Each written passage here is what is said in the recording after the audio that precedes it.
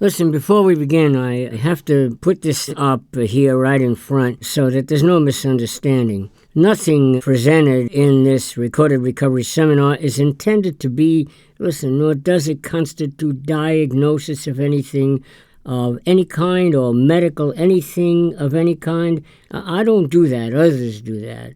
What I do is present some things from another way of looking at them to see if they can be of some help.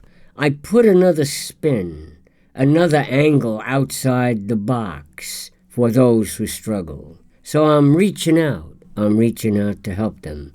See if in this that I presented to those in attendance on that day and how I presented it to them, you too, can find some new and helpful understanding.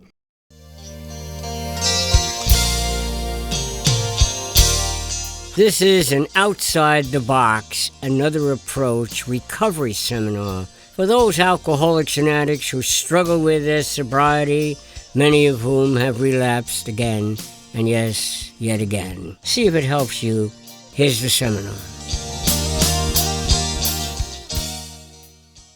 There's a lot of reasons why people turn to alcohol and drugs. One size does not fit all. It's important to understand. One size does not fit all. The name of this seminar is The War Story That Causes You to Relapse. Whoa. A guy sat behind a card table. And he qualified. And he said later to me after the meeting, he said, well, how'd you like my war story? And I said, listen, you know, it's very cavalier, your war story. I said, you've relapsed twice, you know, and you consider all of that your war story, and you never did tell your war story. You sit behind the card table, and you stand behind the podium, and you tell your drinking and drugging story. Problem is, I never heard your war story. He said, what do you mean? I said, what the hell is the war going on inside of you that causes you to run to the alcohol and drugs to escape the pain of the war? Many people have a war inside themselves. Another way to explain a war is conflict. When there's guilt or shame inside, or things you can't look at about your own life, there's a war inside. And as long as the war, whatever the war is inside, just stay with me, then if that war is not settled, you will use alcohol and or drugs and whatever else to make the war go away. Problem is, the war don't go away. You just go away for a little while when you're high or you're drunk, huh? And the war remains. Listen careful. If there's a war going on inside of you, they say things like fake it till you make it. How many ever heard that? Fake it till you make it. How many heard act as if? Let me see hands. Well, I'll tell you something, son. If you're acting as if and you're faking it, I can't help you with the war inside. The war can be many things. The war can also be memories. Many people have memories from childhood.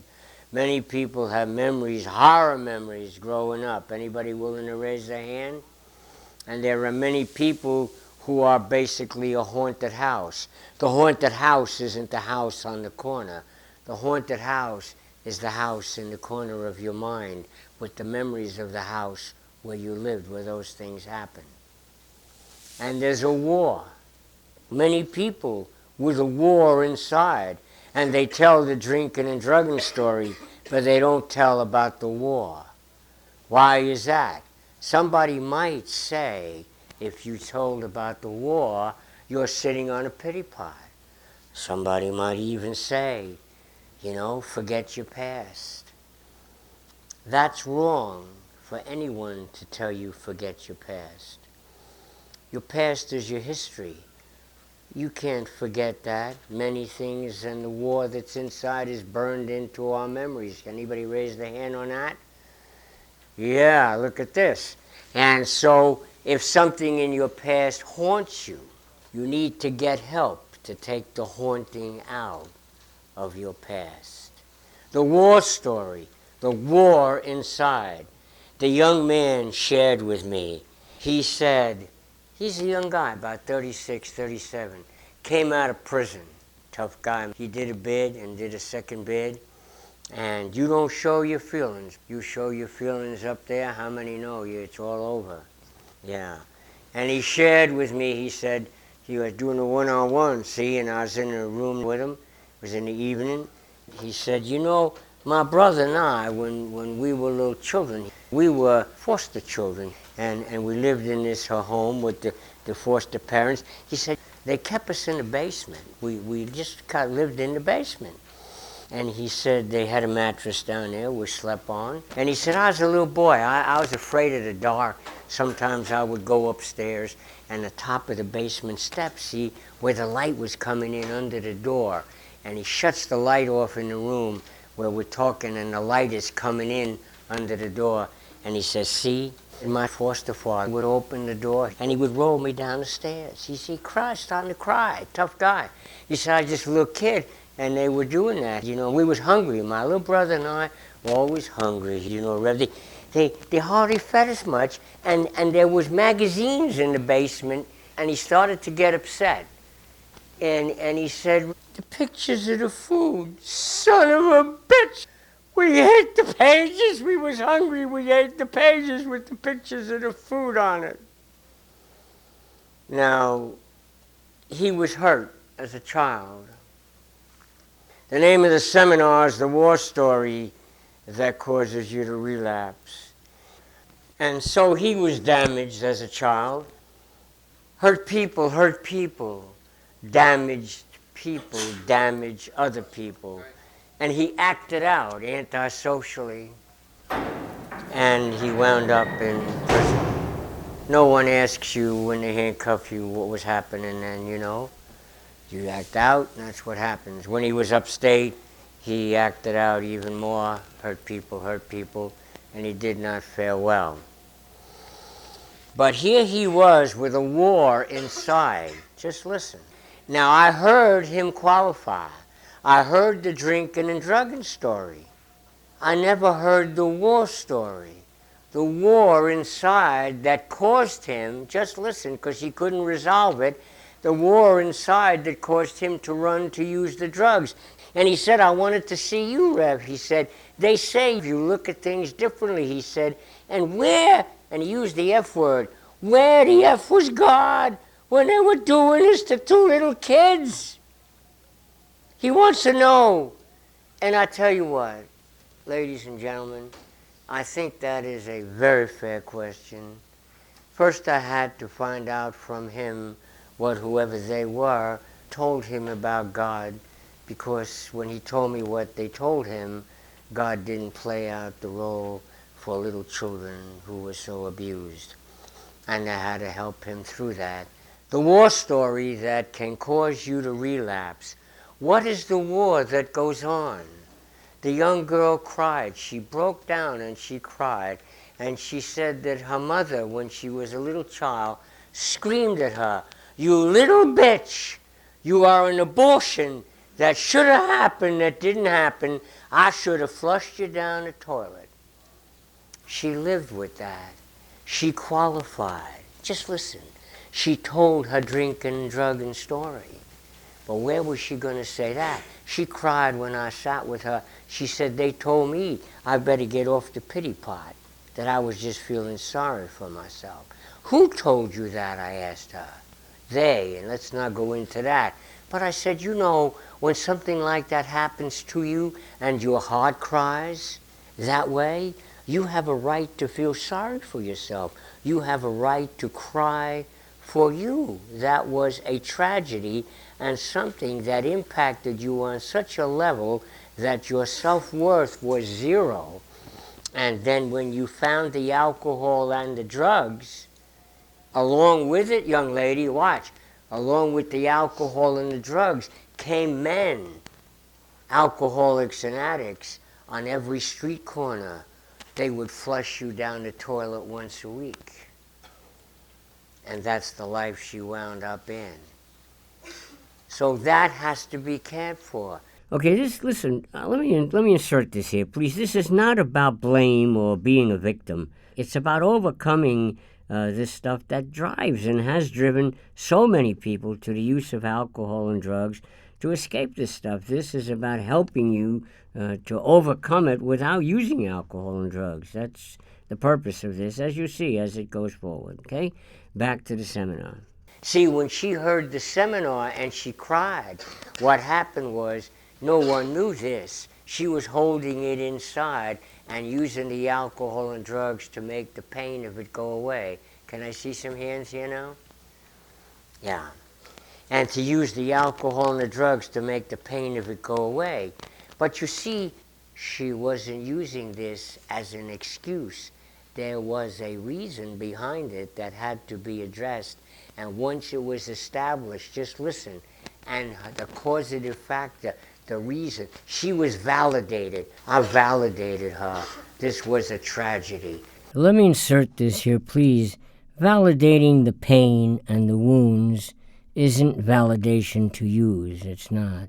It's permission to heal. It's encouragement and permission to get the help that you need to heal the hurts and the wounds. Back to the seminar. I validated her. This was a tragedy. Once she was validated, she was able to say, okay, it's not an excuse. I understand it's not an excuse. I'm not really sitting on a pity pot. I'm hurt. And when I cry, I'm trying to heal the wound inside, but I can't heal the wound by myself. I need help, Rev. I understand now. Okay, I understand that that happened, and it was okay for me to say to myself, I was hurt. I am hurt. I'm going to get help.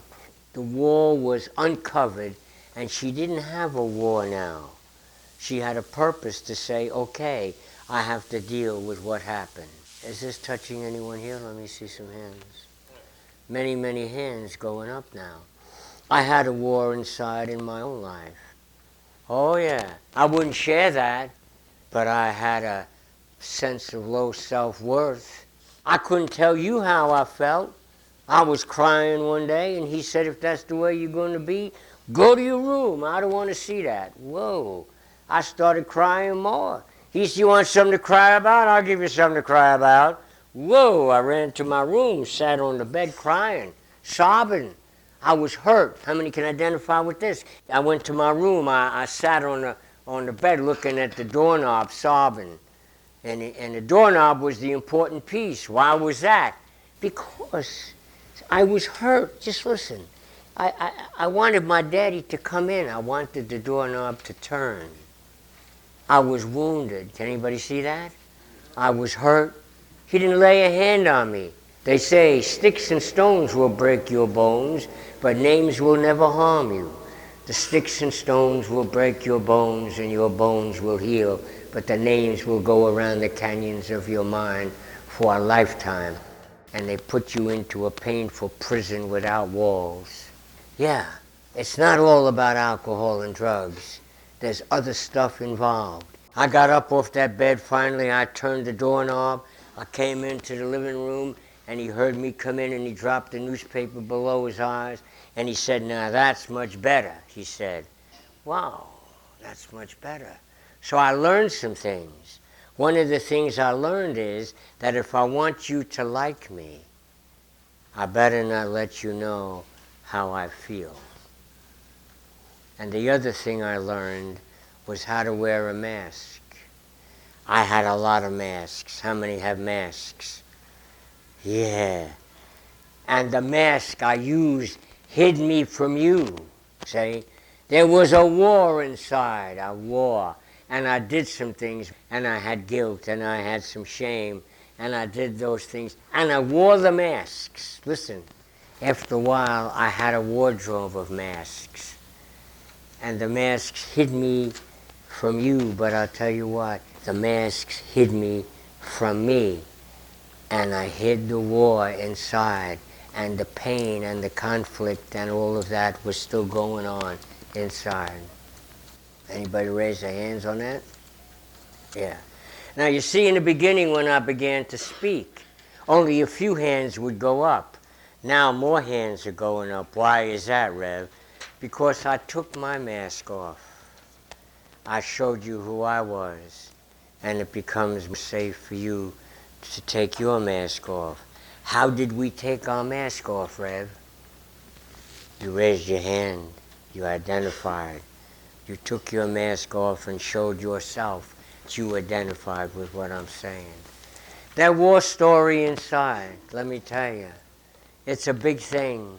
I know people don't like to say, they say, well, they're using this as an excuse, they're using that as an excuse. But maybe it's not an excuse. Maybe it's a reason. Oh, God, if you say it's a reason, you give them, and they're going to cop out on that. Really? I don't help people to cop out. All these years in the work I've done, I've helped people not to drop out. I helped them to share the war story where it was appropriate to share the war story. You can't blast it all over the rooms. In some places they'll tell you that it's not pertinent, that you don't have to do that. But I tell you, if that war isn't come to an end inside, if the guilt, if the shame, if the haunting is not taken care of, I'm telling you, keep in mind that it's only for those who are still struggling and trying to get it, and they need to see things from a different angle. Look at the title, The War Story That Causes You to Relapse. Now, let me see how many have a war inside. Come on. Look at this, the whole room. And how did that happen, Rev? The whole room, everybody raising their hand. I told you, I took my mask off. There's a place where St. Francis says, it is better to understand than to be understood. Until I was understood, I wasn't valid. I needed to be valid. My hurts need to be validated. You see, the wounds need to be validated. I need to know that it was okay. It was human to feel hurt.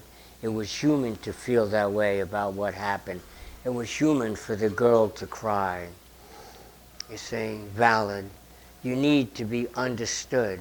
And why you raise your hands all now, and you out there listening, the whole room raised their hand. Why is that? Because I stood here and I spoke in such a way that everybody now, at this point in the seminar, in this room, everybody knows that they are being understood. And when you are being understood, it is safe to raise your hand. When you are being understood, it is safe to take the mask off because you are being understood by somebody who took their mask off. And the danger of the mask that we use to hide us from others is that it hides us from ourselves. It hides us. No, the war story. How dare we tell ourselves the war story, huh? Whoa, we don't tell ourselves the war story. But you got to look at that and say to yourself, this is what's making my heart cry. And the man is right. When I go to bed at night, there's nobody to hide it from. And sometimes my heart cries. Let me see hands on how many can say their heart cries sometimes. You see? And then sometimes in my own life, because of the hurts, I had a silent scream in my heart. And I found out that the alcohol and the use of drugs would simply take it away for a little while. And then I found out and I discovered it wasn't taking it away at all. It was taking me away. Whoa. And I had to realize that there was a war, and more than one war, going on inside. And I really needed, just listen, I needed to find people in the fellowships. And I personally had to go into therapy one-on-one for 3.5 years to deal with some of this and to look at it, because the war going on inside, see, I could let it go on, but then I wasn't doing anything about it, and it was creating, just listen careful, it was creating behavior on my part that was wrong and destructive. I had to get the war out so that I wasn't doing those behaviors as a result of it. Just like the young boy in the basement where they weren't fed. There was a war inside him, and he didn't get the war out. He acted out, and he wound up in prison. So the name of the seminar is The War Story That Can Cause You to Relapse. And if you're hiding it and you're wearing a mask, just listen, son, I can't help you with it. I can't. They say fake it till you make it. Act as if. Listen to me. If you're acting as if, I can't help you. If you're hiding it, I can't help you. If you're, making believe, I can only help you if you've spoken to me. I can help you, and someone else can help you who has the ability to touch your heart. Someone who has walked there. Someone who has had that experience, and their heart now is healed. It's a healing heart that heals an ailing heart. It's a healed heart that heals the hurting heart. And yes, there is the fellowship of AA, and yes, there is the fellowship of NA, and AA deals with alcoholism and recovery from that. NA deals, with drugs, narcotics, and recovery from that. There are other fellowships in which people can find the healing, and you find fellowship with a therapist very often, one-on-one. What kind of fellowship is that? Where you fellowship with the therapist and you get close enough to take the mask off and you begin to talk about what's going on behind the mask. The war inside of you. Listen, the war story that causes you to relapse. It isn't all about alcohol and drugs, son. Can you understand that? You get something out of this?